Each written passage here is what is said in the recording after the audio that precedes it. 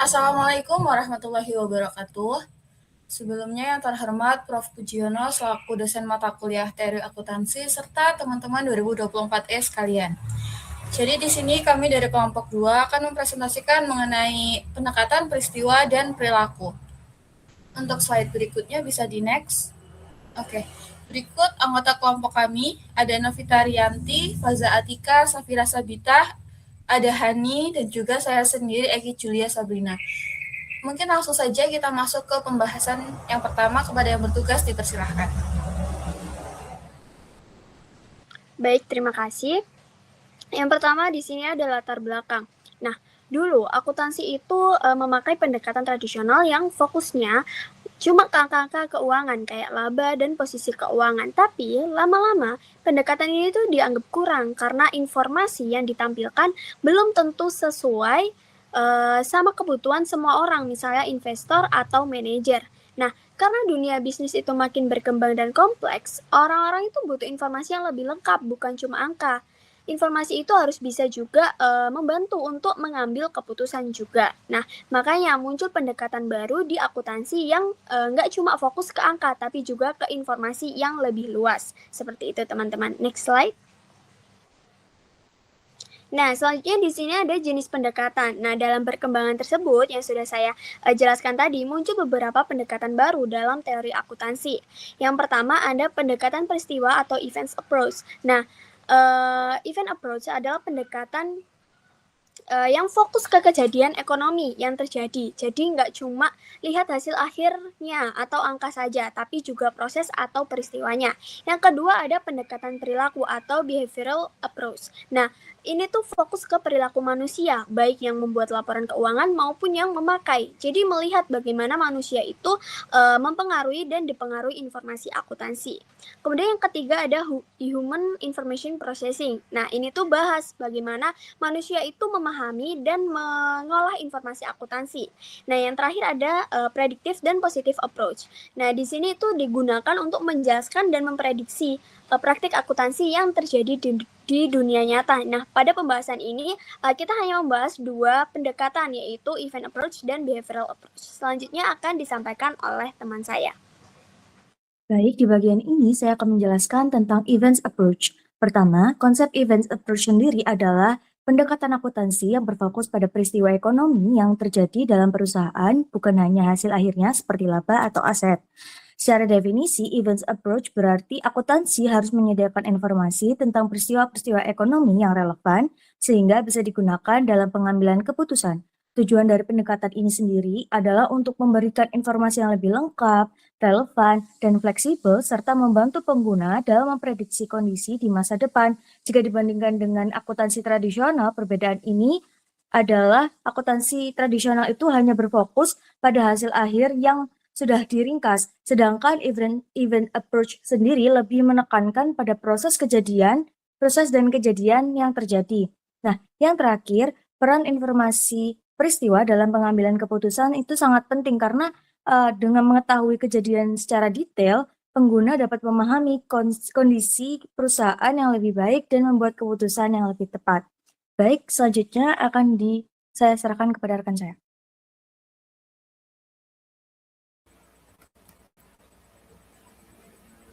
Baik, pada saat ini saya akan membahas tentang pengembangan dalam akuntansi dan sistem events. Nah, pada saat ini pengembangan dalam akuntansi berkaitan dengan bagaimana teori dan praktik akuntansi terus mengalami perubahan. Nah, hal ini itu terjadi karena akuntansi harus menyesuaikan diri dengan perkembangan lingkungan ekonomi yang semakin dinamis. Akuntansi sebagai sistem informasi juga terus berkembang untuk menghasilkan informasi yang lebih relevan dan andal, sehingga dapat digunakan oleh pengguna dalam pengambilan keputusan. Perkembangan ini tidak lepas dari peran teori akuntansi yang menjadi dasar dalam merancang serta mengevaluasi praktik akuntansi yang ada. Selain itu, pengembangan akuntansi juga dipengaruhi oleh kebutuhan pengguna informasi, perubahan lingkungan bisnis, serta tuntutan transparansi dan akuntabilitas. Jadi dapat disimpulkan bahwa akuntansi akan terus berkembang mengikuti kebutuhan dan kondisi ekonomi yang berubah. Nah, pada slide ini kita membahas tentang sistem events dalam akuntansi. Sistem event itu menekankan bahwa informasi akuntansi berasal dari kejadian atau peristiwa ekonomi yang terjadi dalam perusahaan. Setiap transaksi seperti penjualan, pembelian, maupun pembayaran merupakan peristiwa yang menjadi dasar pencatatan dalam akuntansi.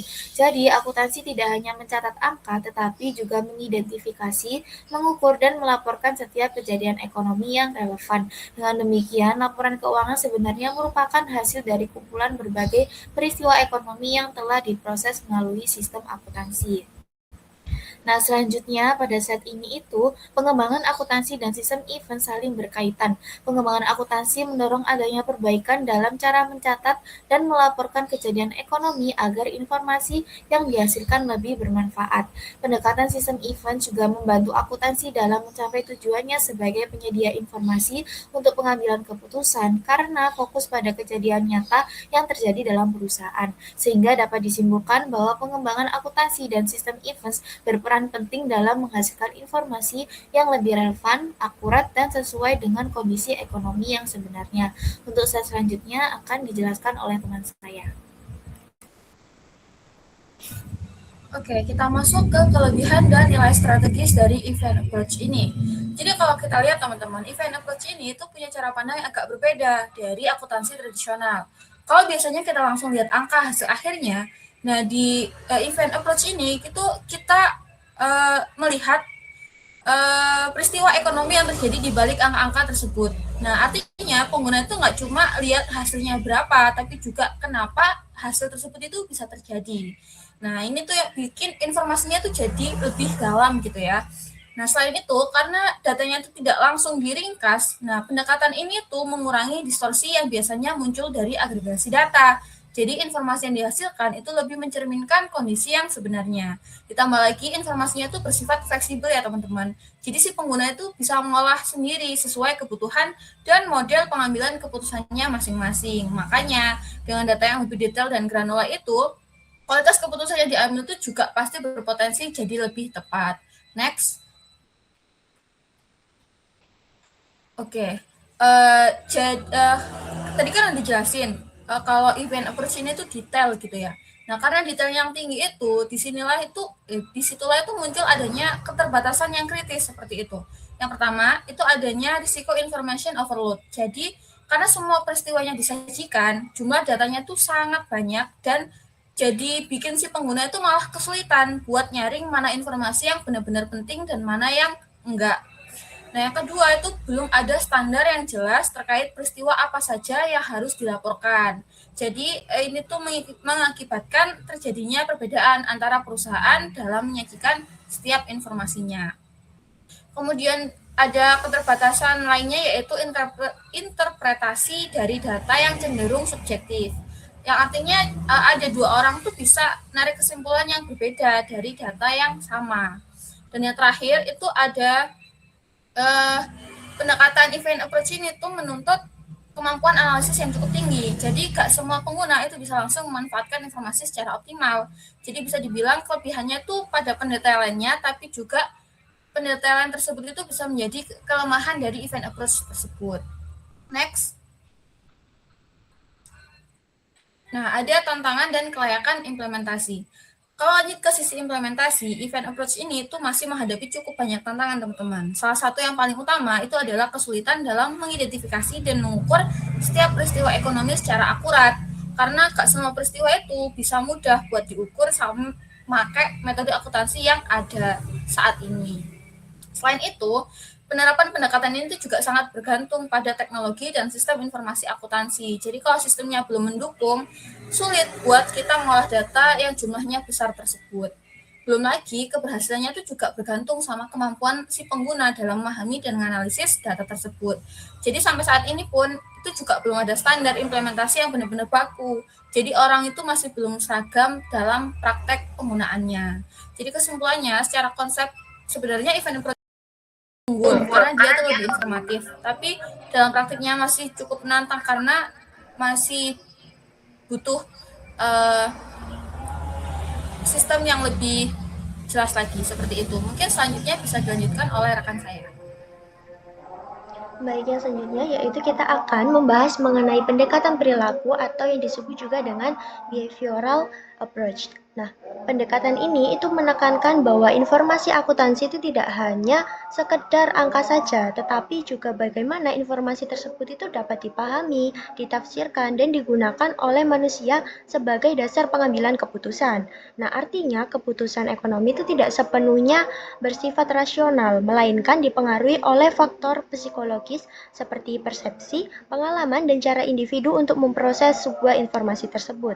Nah, dalam konteks behavioral accounting ini, itu fokus utamanya adalah bagaimana informasi akuntansi itu dapat dipahami oleh suatu individu. Nah, informasi tersebut dapat mempengaruhi sikap, perilaku, hingga keputusan yang diambil. Nah, selain itu terdapat beberapa faktor yang dapat mempengaruhi interpretasi dari informasi. Contohnya itu seperti persepsi pengguna terhadap laporan, faktor psikologis, contohnya tuh kayak motivasi dan bias, nah serta lingkungan sosial dan organisasinya. Sehingga dapat disimpulkan bahwa akuntansi itu tidak hanya bersifat teknis saja, tetapi juga sangat dipengaruhi oleh aspek perilaku dari manusia itu sendiri. Next slide. Nah, untuk yang selanjutnya kita akan membahas mengenai dua hal utama. Yang pertama itu bidang penelitian dalam behavioral accounting, dan yang kedua yaitu dampaknya terhadap pengguna informasinya. Nah, pertama, pada bidang penelitian ini terdapat beberapa fokus utama, yaitu disclosure atau pengungkapan. Nah, bagaimana bentuk dan cara dari penyajian informasi ini tuh mempengaruhi pemahaman dari pengguna. Terus yang kedua yaitu ada usefulness of accounting information, di mana hal ini tuh menilai apakah informasi akuntansi itu benar-benar relevan dan membantu dalam pengambilan sebuah keputusan. Yang ketiga yaitu ada judgment and decision making, yang meneliti bagaimana individu seperti manajer atau investor itu membuat keputusan berdasarkan informasi akuntansi, termasuk pada potensi bias yang muncul. Dan yang keempat, yang terakhir yaitu ada materiality, yaitu bagaimana pengguna itu akan menilai apakah suatu informasi ini tuh dapat dianggap penting atau tidak dalam proses pengambilan keputusannya. Nah, selanjutnya yaitu di sisi dampak, pendekatan ini tuh memiliki pengaruh yang cukup signifikan. Yang pertama yaitu dapat meningkatkan kualitas keputusan dari ekonomi itu sendiri, seperti dalam investasi atau pemberian kredit. Namun di sisi lain juga dapat menimbulkan bias keputusan seperti overconfidence atau framing effect. Nah, selain itu, pendekatan ini akan membantu untuk meningkatkan efektivitas laporan keuangan serta mendorong penyusunan laporan yang lebih berorientasi pada penggunanya. Dengan demikian, behavioral approach ini akan memberikan perspektif bahwa keberhasilan informasi akuntansi itu tidak hanya terletak pada akurasi angka saja, tetapi juga pada bagaimana informasi tersebut dapat dipahami dan digunakan oleh manusia. Sekian pemaparan dari saya kembalikan ke moderator.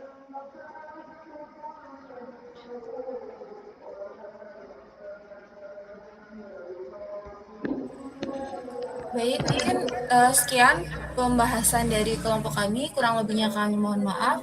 Terima kasih atas perhatian teman-teman semua. Saya akhiri. Wassalamualaikum warahmatullahi wabarakatuh.